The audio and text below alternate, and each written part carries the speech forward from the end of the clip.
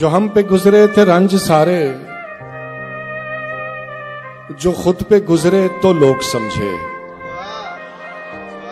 جب اپنی اپنی محبتوں کے عذاب جھیلے تو لوگ سمجھے۔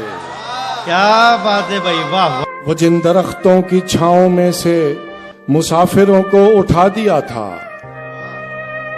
انہی درختوں پہ اگلے موسم جو پھل نہ اترے تو لوگ سمجھے۔ کیا بات ہے بھائی، واہ واہ واہ واہ۔ اسے ایک کچی سی عمر والی کے فلسفے کو کوئی نہ سمجھا، جب اس کے کمرے سے لاش نکلی، خطوط نکلے تو لوگ سمجھے۔ کیا بات ہے بھائی سلمان بھائی۔ وہ خواب تھے ہی چمیلیوں سے، سو سب نے حاکم کی کر لی بیعت۔ پھر ایک چمیلی کی اوٹ میں سے جو سانپ نکلے تو لوگ سمجھے۔ کیا بات ہے بھائی۔